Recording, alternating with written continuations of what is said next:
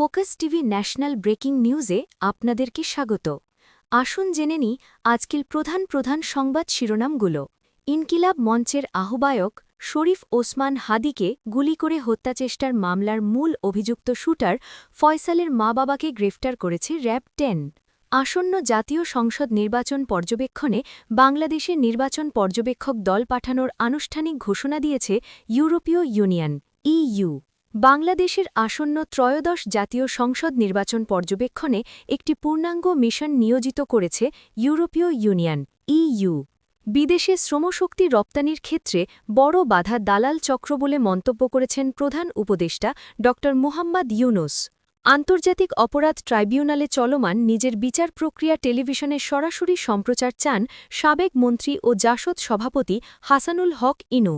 নয়াদিল্লিতে বাংলাদেশের high commissioner M Riaz হামিদুল্লাহকে ভারতের পররাষ্ট্র মন্ত্রণালয় থেকে তলব করা হয়েছে। বাংলাদেশের সাম্প্রতিক নিরাপত্তা পরিস্থিতি নিয়ে গভীর উদ্বেগ প্রকাশ করে নয়াদিল্লিতে নিযুক্ত বাংলাদেশের হাই কমিশনার রিয়াজ হামিদুল্লাহকে তলব করেছে ভারত। দুর্বল ব্যাংকগুলোর আমানতকারীদের টাকা ফেরতের দায়িত্ব সংশ্লিষ্ট ব্যাংকগুলোকেই নিতে হবে বলে জানিয়েছে কেন্দ্রীয় ব্যাংক। আসন্ন ত্রয়োদশ জাতীয় সংসদ নির্বাচন পর্যবেক্ষণে ইইউ থেকে ১৭৫ থেকে ২০০ জন বিদেশি পর্যবেক্ষক বাংলাদেশে আসতে পারেন বলে জানিয়েছেন নির্বাচন কমিশনের সিনিয়র সচিব আখতার আহমেদ।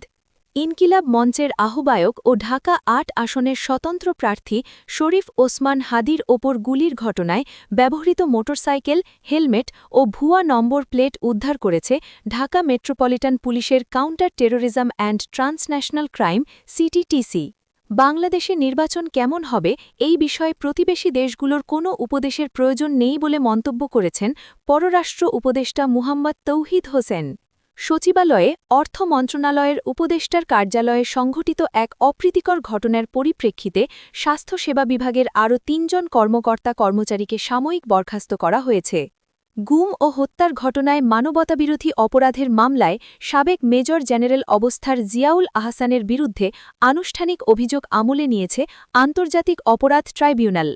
সচিবালয় ভাতার দাবিতে অর্থ উপদেষ্টা সালেহ উদ্দিন আহমেদকে টানা ৬ ঘণ্টারও বেশি সময় অবরুদ্ধ করে আন্দোলনের ঘটনায় গ্রেফতার হওয়া ১৪ জন কর্মকর্তা ও কর্মচারীকে সাময়িক বরখাস্ত করা হয়েছে। এগুলোই ছিল আজকের প্রধান সংবাদ। পরবর্তী সংবাদের জন্য ফোকাস টিভি এর সাথেই থাকুন। ধন্যবাদ।